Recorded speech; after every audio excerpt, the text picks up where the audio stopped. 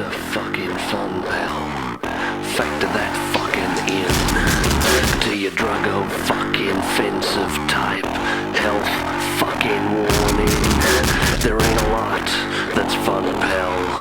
Old age and school and dreams of a life that will never be. Sexless nights, wasted schemes. Your horizon still receding. Speeding hope that's fruitless. Sudden cliff and skidding. Then descent to twisted rest. Sacred temple of the Emperor Buddha, serene and total peace. They're not fun.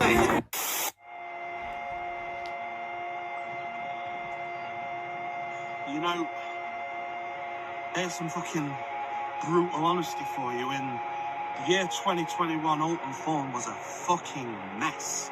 I'm not ashamed to admit it. Yes, I was depressed, and yes, I was fucking anxious, and then boom, you know, like a fucking bolt of lightning, Kumite appears and they hand me a lifeline. They say, we want you to go out there and express yourself. We want you to have the opportunity to do the thing that you have been thinking about, mulling over for years and years and years relentlessly. And they gave me the opportunity to find myself again. And luckily I was able to find myself in front of all of the Kumite fans now. These are the same motherfuckers that travel up and down the country, going to every goddamn deathmatch show that they can find. They are the most fucking loyal fans in the history of the fucking business. You motherfuckers, you're giving me the chance to prove that I am something, that I can be the best at this, that dreaming, that thinking, it wasn't all in vain, that the opportunity is there, and that is why I would bleed the fuck out, happily, willingly, in the middle of the fucking ring for Kumite. Kumite is my home, and I defy any. I will prove that I am worthy by taking any motherfucker out, one by one, until I am the last fucker standing. Full stop. What was I going to say? So, first of all, we're doing a podcast with Alton Thorne, part 2. You were the first podcast, and now I would say that this is the second season of podcasts, because I've done 10 now, so this will be 11, so this will be the start of season 2 of the podcast. So you're back for part 2, and just so you don't have to tell anybody else this story, what is the deal with the fucking Nettles? Right, so right, I'm always happy to kind of tell the story, right? And it's a cool story. It is a cool story, but I have to tell it a lot because people are always like, "What the fuck are you doing, mate?" And it's a fair question. It's a fair question, right? I remember when I was a little kid, my dad used to pick nettles in front of me and put them in his mouth, right, just to freak me out. Yeah. And I was always like, I obviously didn't swear, I was talking to my dad, but I was like, look, what are you doing? You groove, you know. But the reason he did it was because he'd been like multi-martial artist and like used to do endurance courses and there's a picture of him that we had in a photo album, one of those old fold-out ones, where he was doing his carters for his kickboxing black belt, and he's wrapped in nettles. Right, and it's a cool picture, and it always kind of stuck with me. Like the imagery, I was like, when I was a kid, I was like, my dad's more badass than anybody else's dad. He's a professional boxer, he's a black belt in this, he's wrapped in nettles, all this kind of stuff. Yeah. And the nettles thing was kind of just sat and percolated for a while, right? So obviously, you know me pretty well now. You know I always wanted to do deathmatch. It was always going to happen. So when I started doing deathmatches, I realised that you've got to bring something new to the table. You've got to do something that people haven't seen before, because otherwise you just kind of get put in a crowd of a bunch of other people, and you've got to find something that makes you stand out. And it's difficult because, like, part of the problem as a worker with deathmatch is you're always trying to ramp it up and top yourself. Yeah. So it's difficult to find something that loads of people haven't done before. And then the name Alton Thorne, like, it just all kind of seemed to fit with that image of my dad wearing the nettles. I was like, I can use fucking nettles as a weapon.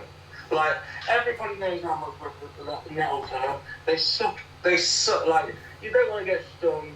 Like, they're green, like bright green, so they make for a cool visual when you got light tube white flashing and blood red, and then me holding green nettles. I thought it's gonna look cool in pictures. It's gonna make people cringe, and these are all the things that you look for in, like, yeah, you know, there's a comedy element to it as well. It's a little bit slapstick. There's a little bit silly. Like, what the fuck is this guy doing? You know, rubbing on people's faces and stuff. So it's kind of a tribute to my dad. It's kind of a way to find a weapon that was like people recognise from me, and also one that can't put an artery on. Well, yeah, that's true. Always helps. Like, well, yeah. They're also kind of very British, very, very British, and there's something that, like, with a lot of weapons, like, you can pretty much find nettles anywhere. If you go to a show, you can pretty much get nettles anywhere in the sort of British Isles, as opposed to, like, some other sort of gimmicks where it isn't easiest thing to find. For example, T12 light tubes and things like that. So, you know what I mean? Yeah, that's only going to get harder as well, right? I know, it's what a great fun time it is. But no, that's perfect, man. Yeah, because it's become very, very synonymous with you. I mean, I've got your T-shirt for the Heavy Nettle King. So, but yeah, beautiful. So hopefully nobody pesters you anymore about it.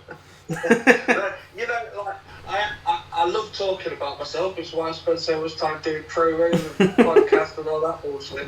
So I don't mind, but, like, there's only so many times I could type it before I start getting bored of myself. It's like, yeah. I just, like, you know, so I thought I'll get it all in one nice, concise space, and I can send it the fuck out to people. That's fine. Perfect. I was going to say to you as well, I'll move on to some other stuff as well. You've got the Bleeding Gums t-shirt on, and I appreciate you for wearing that.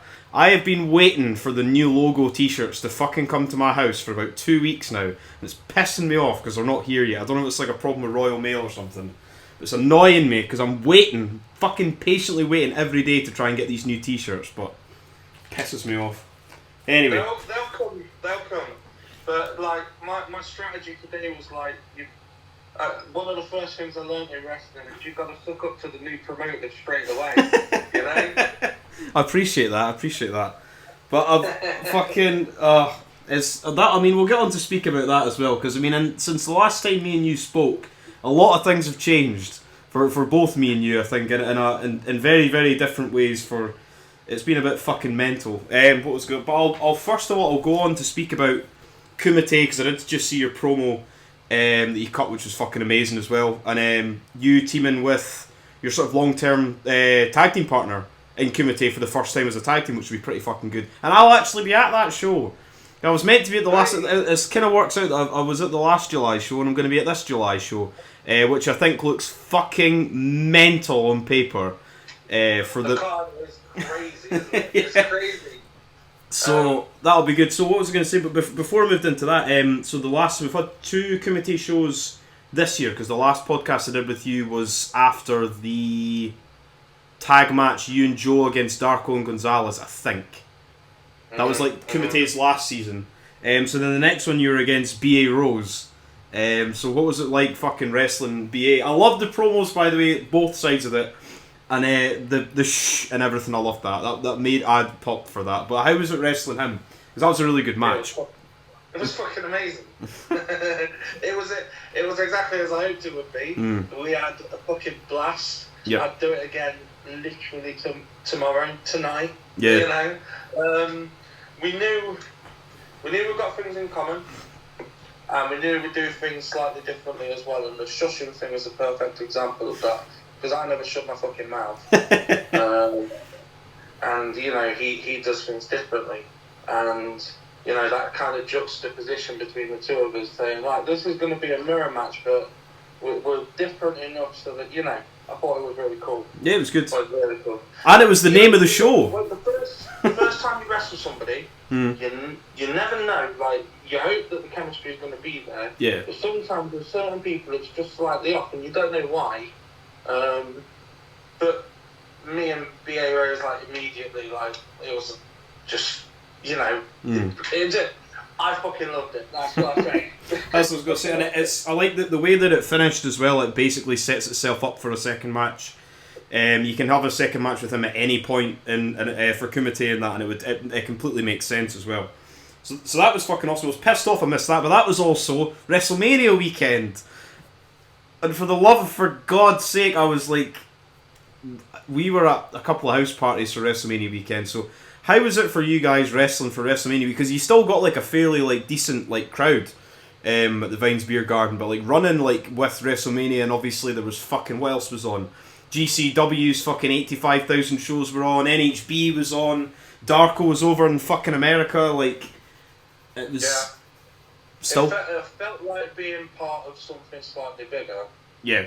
But that's kind of true of Kumite a lot, like, you know, people might go, it's a deathmatch company in a beer garden, but the atmosphere of those shows is fucking electric. Yep. And, like, it's some of the coolest shit I've ever done. Like, I genuinely think Kumite is like the DIY feel to it. It feels fucking massive to me. So just being around Kumite in general at the moment is a buzz. If it hadn't been for Kumite, I wouldn't have known who you were. Well, look, I've been quite lucky recently. My career's kind of gone. Yeah, we're going to speak about that. 100% down to Fletcher and Matt taking a chance on me and letting me do that freeway. Because you just need... I said to one of my close friends about 5 years ago, if somebody gives me the ball and lets me run with it, then I will be one of the best deathmatch wrestlers in the country. Right? Now, I don't want to say that out of arrogance, because I don't feel like I am arrogant. I think there's a small pool of deathmatch wrestlers, but the people that are in that pool are incredibly fucking talented. Yeah, definitely. Like, some of the best wrestlers around. I love watching. Like, there's like what 12, 13, 14 regular names on the scene. I think it's a fucking strong scene, right? Yeah. But you've got to have confidence in yourself to get anywhere doing wrestling. You've got to know that you bring something to the table. And I just knew that, like, with my style of wrestling, that if somebody gave me the ball and let me run with it, I could do this, right? And Fletcher and Matt, they didn't just give me the ball, they built a fucking team. Because before them it was Rise and TNT doing a deathmatch show a year and occasionally leaking in a deathmatch, which are really fucking cool. But that's not really a scene. That's like 1.5 shows.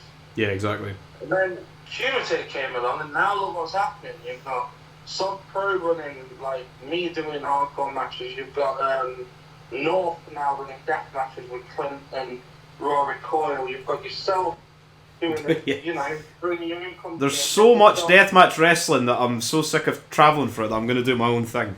This Extreme Wrestling Carnival just been announced. I saw that. Now, they're fucking mint company. I've got a lot of friends who work there and they're hella talented. If the extreme shows or anything like the standard of those shows, then it's going to be another option for hardcore fans. And the ball started rolling with Kumite, you know? Rise was doing it, and they were doing it fucking well for a very long time. But it takes more than one company to build a scene. And now, because of that, you've got TNT running 2 deathmatch shows, like 2 deathmatch tournaments this year, because they've got more people they can draw from. You know, like it's down to Fletcher and Matt. They started that ball rolling. In my fucking personal opinion. No, you're completely right, man. No, I totally agree. That Wrestle Carnival, I've seen that a lot. I've got fucking the promoters friends on Facebook, friends with so many people on Facebook that I don't even speak to or don't know on a personal basis. Where do they run out of? Well, they used to run out of Nottingham, but I think they've recently had to move. But they've only done one show since the move. I can't remember where it was, and I don't know if they're running there again. Because they've had like Leon Slater and Lizzie Evo and that man like Derice, and they've got a fair few like really talented people. Yeah. They've got a couple of good friends of mine as well, like Riley Nova, fantastic wrestler. I think Brady Phillips wrestles for them as well. He's one of the best in the country. So I'll need to fucking check them out. But it was for Kumite as well. Like you're saying, for a lot of like the deathmatch stuff and the style, you got to wrestle somebody that's a completely different style from the normal sort of matches I've seen you in at Kumite, which is Gary fucking J, where you get to wrestle a fucking fly-in and somebody as talented as him. I watched that again in preparation for this today. I rewatched that Kumite show, and that match was fucking really, really good. What was it like wrestling Gary J and the chops and the forearms and all that shit? Because I mean, he was one of these people that when he said he was over for like a month, I think. And then he said I'm pretty sure I think you were in my fucking, I don't know where, you were either there, or I was speaking to Fletcher, you were there as well, speaking to you, and I said, they need to get Gary J in. But they probably already spoke to him like 3 months beforehand. What was it like wrestling him? Well, the chops hurt like a motherfucker. Backstage at the Rise Rumble, I was speaking to Clint, and we both agreed that we've never been hit harder in a match by anybody. Did he wrestle Clint like the night before or something? Yeah. Night before, Hardcore, I think it was, him and Clint at North. Yeah. In front of a massive crowd, throwing each other into ladders and shit. I saw the ladders, I saw that, yeah. I need to get myself to North. I've never ever been to a North show. I need to get myself to North. But I haven't been to a North show either, because like if it's a weekend, I'll try and work somewhere rather than go to a show if I can, right? And like House of Pain will often clash with North and stuff like that. So I'd like to go to a North show, but it's quite a distance and I'm usually booked. Yeah. Right? But everything I've seen suggests that they're doing it right. Like the crowds are fucking hot. Yeah. The shows, like they basically outgrew their old venue and had to move to another one. Yeah. And any company that's running Rory Coyle versus Clint, I'm all about that shit. I fucking love that. I've seen you being more involved with Rory Coyle and stuff recently, and I think he's a sort of fucking like hidden gem of the UK indie scene, because I think he's fucking so good as well on the mic. Very, very underrated in my humble opinion as Rory Coyle. Yeah, I agree. I think because he was in the like kind of later days of WCPW Defiant, people are aware of him and aware of his work and know how good he is on the mic. But like, I don't think people understand just quite how fucking good he is. He's so fucking creative. He's got his brain is so attuned to cool shit in wrestling, and like he can out-talk practically anybody in the country. I mean, pretty much anybody in the country. And then he has sick matches as well. So. he's one of the, he's a total package. I think the first time I ever saw him was on a Rise show, and I had no idea who he was, and then I was like completely blown away. I was like, holy fuck, who is this guy? Rory Coyle's fucking awesome. But I was going to say that genuine pleasure getting to work with him, because he's smart and you learn shit. Like, he's been doing it a good while, he's been doing it at a high level, and you listen to him and you learn shit. Yeah, definitely, man. Then I was going to say, I think the next show I saw you in this year was at fucking DOA. Was your second? Well, no, you're in the DOA tournament, the third one, and then you were at DOA 4, but you're wrestling Clint for the title this time, which was in one of my top 2 favourite matches of the night, which was you and Clint and Tombe and Joe, for completely different reasons. But like I was hell bent on you winning that match, but like hey ho. But but how was it fucking wrestling there? Because I remember I was up on the fucking crow's nest balcony bit with the Deathmatch Outlaws. And it was really, really fucking good. And I saw Fletch and stuff popping when Clint mentioned Kumite in the ring. So how was that wrestling Clint Margera? Alright, so the first time I wrestled Clint at DOA 3, like you said, Yeah. I was the second of his 4 death matches of the night. Yeah. Right? So, as you can imagine, my planning as a person who wants to be nice is, let's do 8, and let's, like, get my shit over, like the nettles and stuff, but let's make sure you're alright for the next couple of rounds. Yeah, exactly. You know, like, behind the curtain, 4 death matches of a long fucking night, you know? Exactly. So I couldn't go full out with them, but I wanted to leave an impression. Yeah. And I think, based on the reaction after DOA 3, we did alright. Because, like, people definitely wanted to see me back, and that's, I think, part of the reason I ended up in the title match for the next show. Because DOA 4, me and Clint actually got time to kind of, because I was his only match that night, because we weren't in the tournament. So we got a lot of time, because we were like second to last match, to kind of decide what we wanted to do with the match and like soak it all in and actually enjoy ourselves a little bit rather than just not having to worry about him having to do extra matches or you having to do extra matches. You've just got that one thing. Exactly, and he's so fucking good. Like, he's been doing this at such a high level for such a long time, and he's one of the best storytellers in deathmatch for my money. Like, every match he's he's on point, you know. He beats himself up about his matches, I've heard him do it, but you're hard pushed to find somebody as consistent as Clint. You're going to get a good match every time.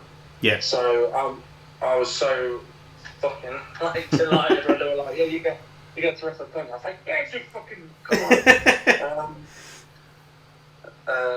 You know, I've got massive amounts of respect for the people who came before me and like laid the way, because I'm getting to live a fucking dream now because the guys that did that shit, and Clint's one of those guys.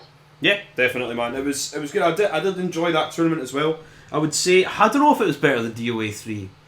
I don't know, because I was in the enviable position that DOA 4 had been able to see.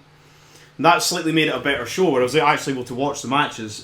But I really enjoyed DOA 4. And then I think the next fucking time I saw you, which I didn't know was happening until I saw you afterwards, so I was very, very drunk, was... you didn't know what was happening during I was fine up until a point. I remember you coming out, but I don't remember the ending of the match. I had to go back and rewatch that on IWTV.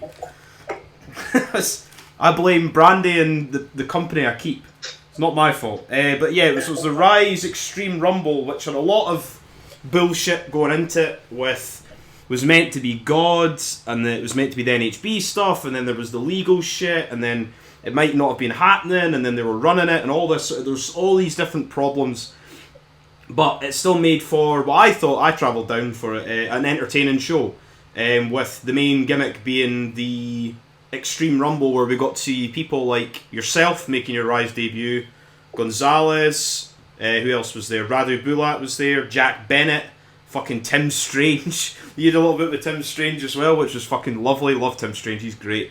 So what was it like being at... Yeah, Tim Strange is very... I want to see him a lot more places, because he's very, very underrated.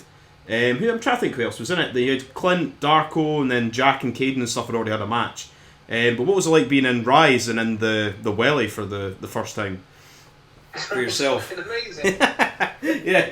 It was I think you were the first surprise entrant. I'm sure you were the first person that came down. I'm sure Iceman was out first, and then it was you who came down second.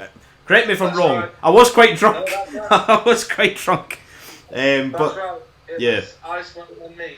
Mm-hmm. So you can imagine how fucking excited I was. Look, I'm not. I fucking love wrestling. I've been a wrestling fan since before I can fucking remember, right? So, and I love the fucking deathmatch culture in this country and the history of it, right? I was literally watching an FWA match the other day, which had Iceman and Sticks and Stone. Somebody else, I can't remember off the top of my head, but Sticks is the guy that trained me, and it had Iceman in it. And the guys that they were against, right, in this 8-man tag, just listen to this. It's fucking ridiculous, right? Yeah. Alex Shane, Yep. for obvious reasons.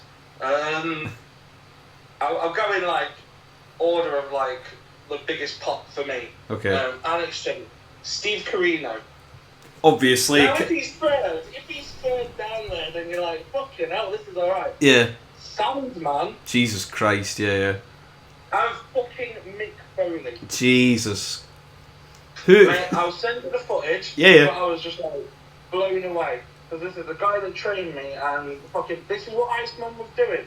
And people don't know this shit. Like, Iceman was bleeding on other continents. Yeah. Like, before anybody was bleeding in this country. Like, he's the fucking man. Exactly. So quite frankly, getting to, like, be second for my fucking debut at Rise was another massive goal for me. So, like I was saying earlier, like, I've always put Rise over because they were killing shit for 3-4 years before there was a scene in this country at all. Yeah, like, exactly. They were just doing it for the love of it, you know? Mm-hmm. And I've got... And look at the guys that made that have come out of there, like, if it hadn't been for Rise, like, Big fucking Joe wouldn't have blown up like he has. He was... If Will Nixon have, like, got picked up steam, Darko and Caden, like, I've had years and years and years of doing this at the highest level, and part of that is because Rise was giving him a place to fucking do it. Yep. I was fucking delighted to be there. It's like, now I can say I've ticked all the big ones for me in England. Yep. Like the big three, Kumite, TNT, Rise. Yep. They're the big three in England, right?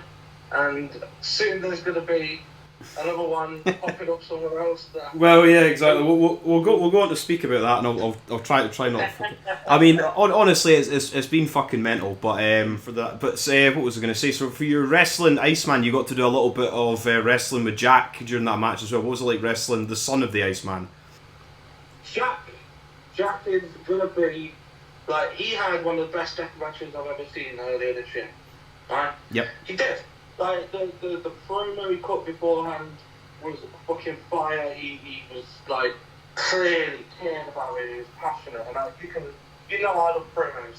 And watching Jack talk, like, you knew that match was going to mean something. And then when they came together, like, the right one's experience and skill, and, like, you know, it was like, can Jack, like, take the mantle of his father? You felt it, and everybody in the room could feel it. Yeah. And it was everything I love about deathmatch wrestling. It meant something. It was passionate. It was brutal. Like, it was violent, right? Every strike meant something. So I've got tons of fucking time for Jack. I thought that match was fucking incredible. But I will say this, right? I am 10 years in the business. 10 years in the professional wrestling business, right? Now, I know Jack has been on shows, like, it's in his blood, I know that. But he's been on shows for what? Year and a half, maybe, right? Mm-hmm. Now, when it comes to deathmatch wrestling, I've got 8.5 years on him in ring, and I've been consistently wrestling that whole time. That's all I'll say for now. No problem at all. No problem at all. Anyway, I'll move on to TNT's Thrill Kill Deathmatch Tournament that was meant to be, if I can remember for the life of me, Birmingham?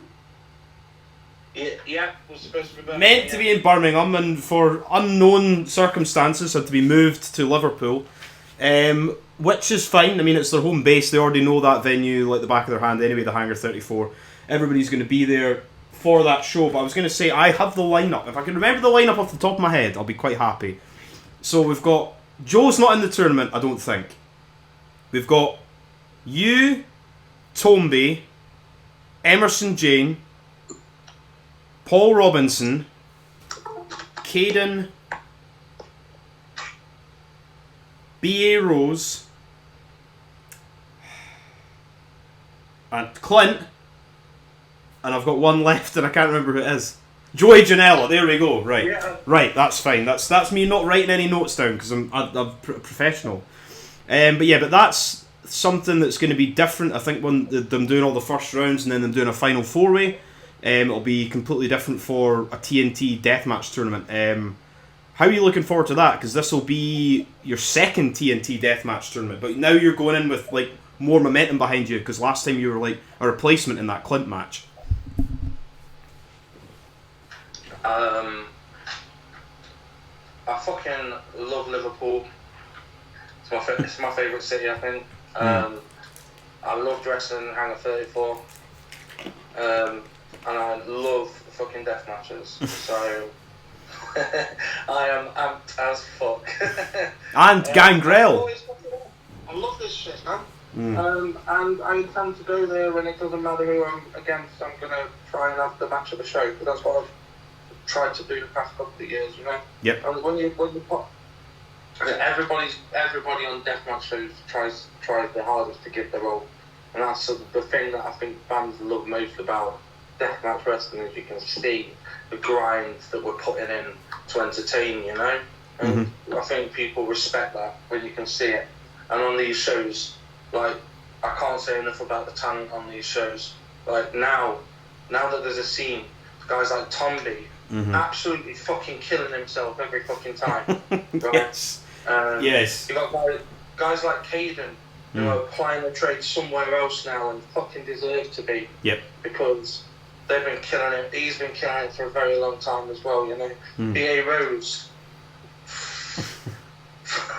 Yeah, it's not just they don't have to get HT Draken to do a deathmatch now because they're struggling for guys, you know. Yeah. I fucking love HT Drake, but he doesn't want to be a deathmatch wrestler. Like, now you've got a pool of talent to choose from that all want to be deathmatch wrestlers, and are fucking deathmatch wrestlers now. Yeah. There's a scene for it. People are paying for fucking tickets. Yep. It's fucking great. So I'm fucking amped for Thrill Kill. I'll be there with fucking bells on, and I'll bring everything I've got.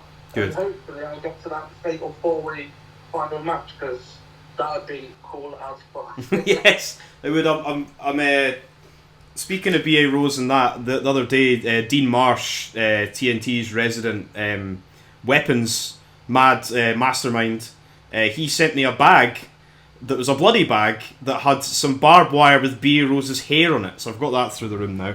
So that was from that spot at fucking DOA 4. So yeah, Is that just in case you want to clone B.A. Well, Rose? I did say, I was thinking, I could clone B.A. Rose if I really put the effort and time into. I could probably clone B.A. Rose. Some Rise fans would probably fucking argue I have a claim to Well, I would not say that. I would not say that in the slightest. What was I going to go on for? Oh yeah, and then as well. So this weekend, not this weekend, but that weekend in July, there's fucking TNT. Then there's North, which is a family show for some reason. I don't know why it's I think it's because it's a bigger building. But they've got obviously at TNT as well. You're going to be there with Gangrel, which is pretty fucking cool. That's something crazy. Gangrel's against Gene Money, and then the next night's North. They've got Scotty Too Hotty, I think, Joey Janela, and then all the usual. They'll have like Leon Slater and Liam Slater and things like that. And then the night after that, or the day after that, it's Kumite. So it's like 3 big shows all in one thing. So fucking hell, yeah. So it's fucking amazing. Isn't it? yeah, it's gonna be a big fucking weekend for wrestling. I think I'm 100% at the Kumite show. I'm 50-50 at the minute for if my missus will kill me or not to go down to the TNT show as well, and then come home and then come back. I don't know, but I'll 1000% be at the Kumite show where you and Hellbound tag team. First time you've been in Kumite tagging with Harley Harris are taking on Kyle Kingsley and that big massive fucking cunt from Money Mountain. So that'll be an interesting fucking match. Are you looking forward to that as well? I mean, that'll be something different for you as well, because like you've been in like tag team matches in Kumite before, but not with like your actual like tag team partner type thing. You know what I mean? Yeah. So straight away I want to put over Harley. Yep. She debuted on the same show as me, and she's fucking killing it at the moment. Like, this hardcore edge that she's got has like brought out a different side of her. She hits like her strikes are better than 90% of the blokes on shows. This is why I tag with her, because it's like she can beat these fuckers up. Why the fuck not? Yeah, exactly. She's good. She's fucking cool as well. So I was like, yeah, I think like aesthetically we look good together. Like she beats the shit out of people. She's strong. I can hold them up and she can chuck herself at them, or she can hold them up and I can chuck myself at them. Yeah, Harley's amazing, and I've got a lot of experience as well, because like me, she's been consistently doing shows since she debuted. So like, she comes with a bundle of like experience. Like she's done shows in front of 17 people and shit like that, you know. She's done the grind, and she's still killing it. Good. So always happy to tag with Harley, and always fucking delighted to do that. We've been doing it for 5 years, I think, 5 or 6 years. Yep. On and off in bits and pieces. Luckily now we've got a kind of platform where you can play with this kind of shit a little bit and enjoy yourself a little bit, you know? Yeah, exactly. I'll need to get a picture with you two at that show in July, because I think that'll be cool. Just like standing, I always have to do that in pictures. I don't know why. It's just always been. It's always the done thing. I'll need to get a picture of you two guys, because I will say that for people, because there's been a lot of stuff's happened recently where like people have passed away, fans, refs, wrestlers, Brian Dixon, all this sort of stuff's happened where like take pictures of fucking people. A lot of people don't like doing that, and a lot of people it's like out their comfort zone, but like you genuinely don't know what's gonna happen. It's out of my comfort zone, and I took a picture with Alex Cologne because I was like, it's fucking Alex Cologne. Like, I've just shared a locker room with Alex Cologne, you know? I'm gonna fucking take a picture. You never know when you're ever gonna like meet them again, or if like what's ever gonna happen. So yeah, definitely always. My phone's just full of fucking stupid wrestling pictures. But what was I gonna say? But yeah, so that. As for fucking Kingsley, fuck him. Like, I can't fucking. I never really cared whether I'm in like death matches or whether I'm at the start of the show on Kumite shows. I just want to put on something that's going to be fucking cool. Yeah. And you know, this match with Kingsley, there'll be some hardcore elements. I think, but it's not going to be a death match. But we'll see how persuadable we can be for that last show of the year, shall we? Well, that's the thing. So there's the next show's July, then there's one in August for Kumite, and then is that the end of the summer season sort of thing? I don't know. Then you might guys have more stuff. I'm not too sure. That's the end of the summer season as far as the beer garden goes. I know they're always looking into options for how to do other shows with Kumite. Now, I'm sure they've told me that they're looking into family-friendly options for some indoor stuff as well. Because the problems we had at the start with running this show, like, you know, some places just don't want to take this kind of thing on. Yep. And because otherwise they'd be running shows all the time. The only place that they could have potentially booked is usually like the bands are booked in like a year and a half in advance. So it's hard to slide something in that's at a weekend. So, exactly. And a lot of bands are still doing stuff from COVID times. Yeah.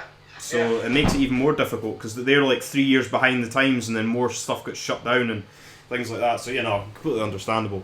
You're guaranteed 4 shows a year from Kumite, and if you get anything else, it's a bonus. I think.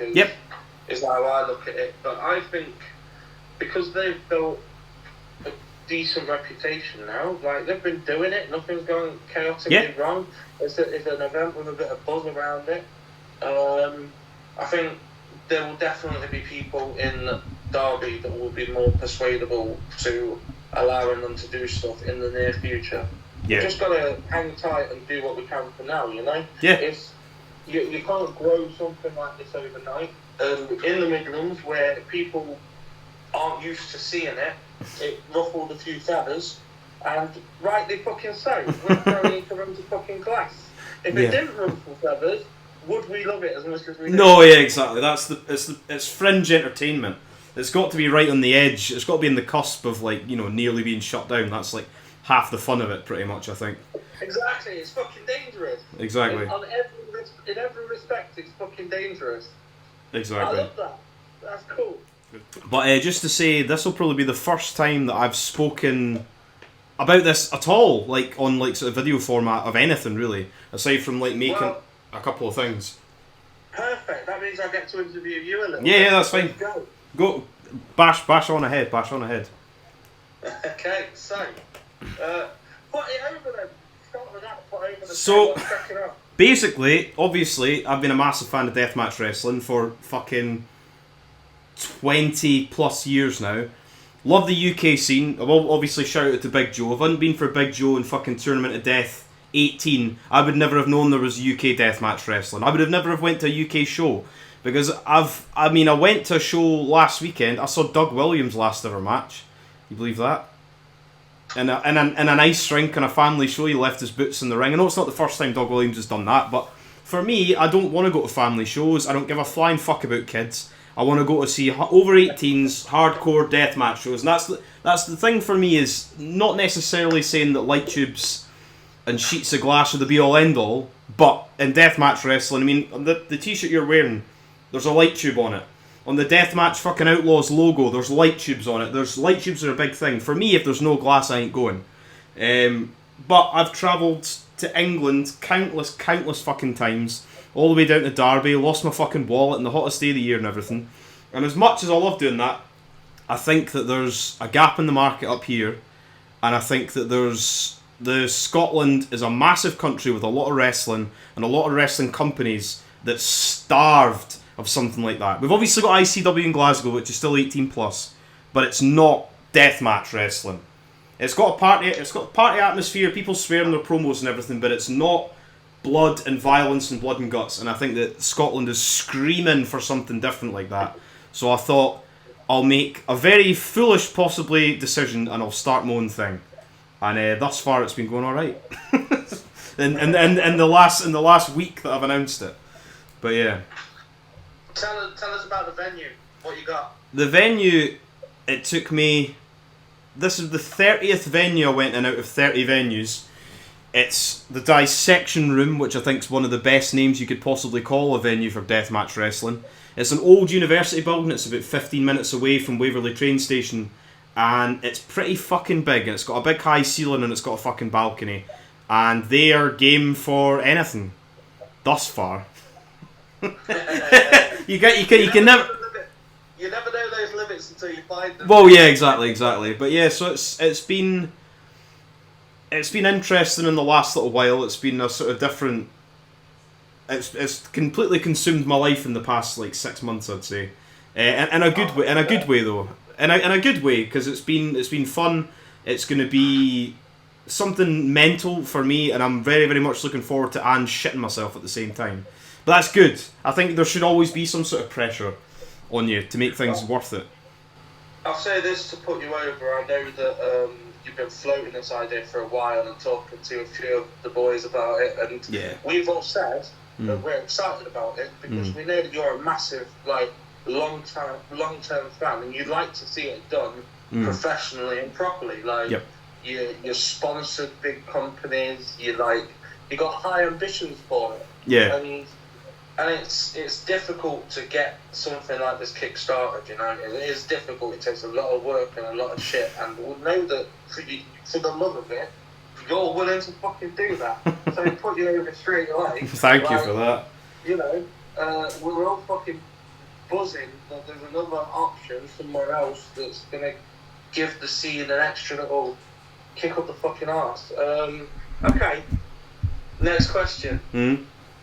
Neil Diamond fucking Cutter. Yeah. So me and Neil have been mates online for maybe the better part of about 7 or 8 years. Speak to Neil all the time. He's always been one of my favourite deathmatch wrestlers in America. But I've always had for me, there's people obviously that say their favourite wrestlers Zandig or Wife Beater or things like that. For me, I've always I don't know what it is about me. I don't hate nostalgia, but I think there should always be a push forward, as opposed to always looking back the way. I think you should always push forward, and I think Neil Diamond Cutter is one of these people that's been around for a long, long time, and he's only just being pushed to like, because he's been only this year for him doing death matches in America for like fucking 10 years or whatever. He's only now just went to Canada, and he's one of the most underrated people for my money, like in the States, and he's one of my favourites. And I just thought if there was going to be anybody I wanted to bring in to make a sort of statement, it'd be him. He'd be the first choice of anybody in America. And yeah, it's all went through, and shitting myself even more for that. But it'll be good to see Neil in the UK. His first time in the UK, and I'm sure he'll be going mental like a big mega tourist and wearing a big cowboy hat and being insufferable to the local people. But it'll be fun. It'll be good. I saw straight away that the announcement got UK fans buzzing, like people looking for plane tickets and shit immediately, right? Yeah. So, and the UK fans are like the most fucking loyal bastard. They got me booked at Rise. Like, Rise literally said it. They said, like, there's been so much demand for this guy that we're bringing him in. Like, the UK fans are fucking awesome. So, yep, they are. Like, and because you like named somebody as fucking awesome, like somebody that's that fucking good as Neil Diamond Cutter, immediately fans are looking at this company going, yes, that's the truth, that's real shit. Because it's not just Neil Diamond Cutter, you've got like 3 of the fucking outlaws in this fatal 4-way. Now, I know you're a man who loves his multi-man matches and lots of chaos going on at the same time. So, putting those 4 together, what's the thinking? and what are you expecting out of this fucking chaos? So for the first time, I think it's going to be. I just wanted to do it for the Deathmatch Outlaws. I think they were. Oh, I will say this now that the 5th person announced for the show is Alton Thorne. I'll just put that on the video. So Alton Thorne's coming up as we get more announcements as we move forward to the show. But for them, the Deathmatch Outlaws, I couldn't really have a show without them. And to put them all in the same match, I was thinking about, you know what I mean, you could do a different multitude of different things. And I was just like, I just want to see them try and beat the fuck out of Neil Diamond Cutter and him try and get back up. That's what I want to see. But I want to try and do something different with the gimmicks for that match. And I won't let anything... Are you going to explain those gimmicks a little bit? Because there are some people that looked at the title of this match and went, what the fuck is this match? I'm not going to explain anything because I want people to finally see it. I want people to see it when it happens. I do think that, like, I like when people announce gimmicks in advance, but I'd rather give it a stupid name and then them wait to see something that they may have seen other places before, but maybe not in the UK for at least for a little while. So it's going to be something a bit mental, but I'm going to make a conscious effort to have any death matches on the show will all have different gimmicks, and they'll all have named gimmicks. Because as much as I love ICW No Holds Barred, Danny DeManto gave me, he said, oh, thanks, congratulations and everything, and nicest guy in the world. But for me, ICW No Holds Barred, it's tubes and doors. Every single match is tubes and doors. Tubes, doors, and there's nothing that really splits them up. Whereas I want every single match to have something different and have a name. So like everything, because sometimes if you go to, like, if it's not a tournament, you go to a deathmatch show, you don't know when one match ends and one match begins, because it's all the same stuff. And we have to clutch the light tubes close to ourselves before they get taken away from us and save them. But, you know. Very true, very true.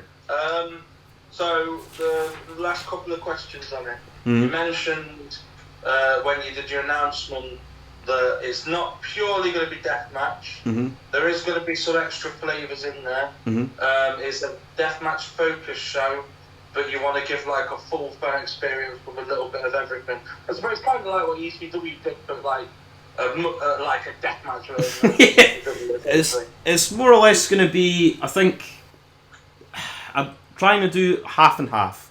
I want to do I want there to be, most times I think 8 matches is a sort of sweet spot for shows.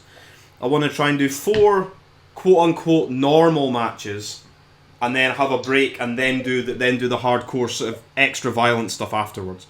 That's the way. I'll probably eat my words, and I'll probably do completely different things, but that's the idea in my head. Just to try and, because I do still like wrestling, believe it or not, like actual like normal quote unquote wrestling.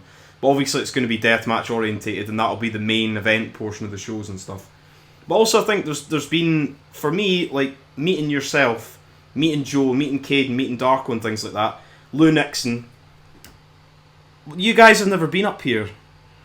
And I find that fucking shockingly weird. I'm like, how the fuck... I understand that there's not been a scene up here, but it's like people of the talent of all you guys, not just for deathmatch wrestling, but wrestling in general, that there needs to be sort of like an English invasion, as there were, up here. Just because there's so much talent down south. And yeah, but there hasn't been a scene here, you know? Yeah, that's true, that's been part of the issue, like, that you starting a promotion as like an expansion of that scene now. Yeah. Like, you know, you become the touchstone for that area now, which is going to be fucking cool.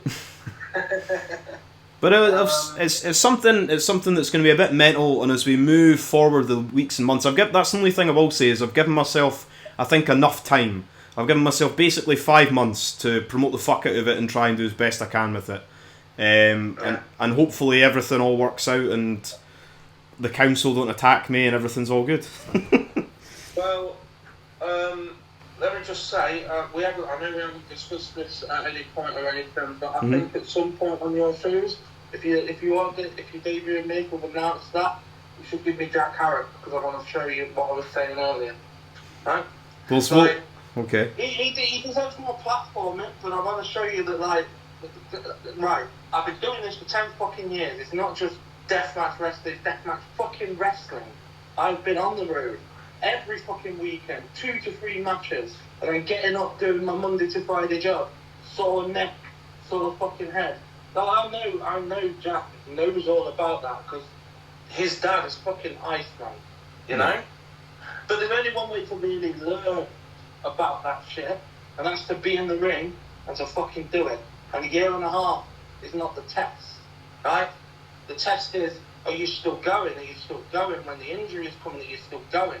So, like, as much respect as I've got for Jack, right? As much respect as I've got for him as somebody who's come in and is always doing fucking amazing things, having what I would consider to be classic fucking death matches, right? Mm-hmm. As much as that is the case, like, I'm the new fucking man on the scene. Simple as that. Like, I've come to state my fucking claim. This is my business now. This deathmatch scene is my fucking business. Now there's a pecking order. I know that you've got guys like Joe flying all over the world and Lou flying all over the world. I know Danny Darko's doing his thing. You know, Eden, like, most underrated guy, but now you're starting to see him stretch out, right? Mm-hmm. Right? I know that there's a pecking order in this shit, but Jack is going to be fucking below me, right? Simple as that. So I've been here and I've done this shit. I was bleeding on family shows 7 years ago, getting hit in the head with a chair. I'll once this video is up, I will send this to Jack Harrop and we'll see what he says for that. Fucking hell. So yeah, so we've got Alton Thorne announced as the 5th man for Bleeding Gums Wrestling, and we will see what Jack Harrop has to say going forward. Jesus Christ. And then we will also move on. We'll also have another announcement by the time this is up, where the 6th man will also be announced. That'll be joining Bleeding Gums Wrestling, and eventually there might even be some Scottish people on the show, because I do think that's probably going to be an issue for people. Is they're like, why is there not a lot of Scottish? But there is Scottish people on the show, believe it or not. But you'll find out who they are at some point. I'm really looking forward to this. I think it's going to be going to change shit. I hope so. I'm scared, but I'm optimistic, and it's going to be fun. It's going to be fun, and I've already got 570 light tubes, so we're all good to go. So it's this. Well, that's what I mean though. It's like, I think that's not that's the thing with the gimmicks. I think they're doing that TNT as well, as the matches in this next tournament have all got different gimmicks. Is if you do that, you can. Yeah, quite old school gimmicks, because it's Dean, right? So yeah, exactly. Old school gimmick. I think you're right. It gives it a structure. Like, yeah. You know, it makes every segment like more memorable. Mm-hmm. I agree. It kind of blends into one sometimes. There's a lot of similar things, and I like the old school way. I loved it when you had to figure out what the gimmick was. Yeah, exactly. But like, I just think that light tubes, they're still going to be around. You're still going to be. I looked into this, so I'm going to mention this before I go. There's 137 countries in the world that are going to be banning T8 and possibly T12 light tubes. But there's more than 137 countries in the world, so we might have to get them from overseas. I hope people are ready for that, because in America they're going to be banning the T12s. In America they're going to start using T8s. Here it's the other way around, which is random. Like, you'll still be able to buy T12 sunbed tubes, but you eventually won't be able to buy T8s. I don't understand how that works, but this is what I do in my free time. There might be a fringe benefit to that, actually. Oh yeah, exactly. The scars on my head would suggest that might be a good idea. Yeah, possibly. But anyway, so there we go. Alton Thorne, the fifth man in Bleeding Gums Wrestling, and we'll see what Jack Harrop has to say. And I will hopefully have t-shirts. The website and everything's all up by the time this is out, and I'll hopefully have t-shirts up for sale on that. And I will be wearing one at Money in the Bank if they fucking arrive. That's the only reason I want one. I want one to wear at Money in the Bank, because I think that'll be like a good thing to just be a dick. Well, not be a dick, but like to promote the stuff and be that in London. But fingers crossed they arrive. Anyway, I'll let you get back to it, man. Thank you, bro. No worries, man. Cheers, man. Right, I will speak to you later on, and enjoy your weekend. Thank you very much, mate. No worries, man. Always a pleasure. Cheers, man. Thank you. Bye bye. Just the other day, man, could that baby run? But you know what they always say, there's always a better one.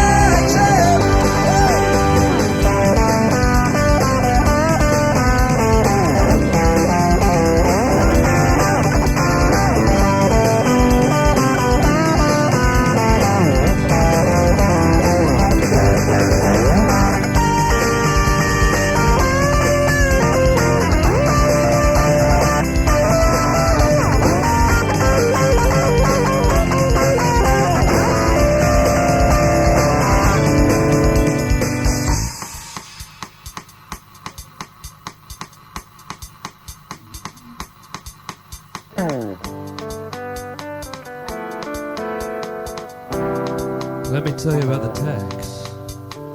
Some people think they own their homes. Some people own their wife. But everything is out on loan. There's a mortgage on your life. It's building a mass production, and it comes with every breath. The very act of consumption is the act that leads to death. The tax that you cannot evade, there's a tax harsh and gruesome. The tax collector who must be paid, and he's not Dr. Houston. On everything you've ever done, or on you ever hate. Every time you turn in love, the urge to procreate. Reaction says Newton's laws must come to a completion. Consumption too is a built-in clause. It turns into excretion.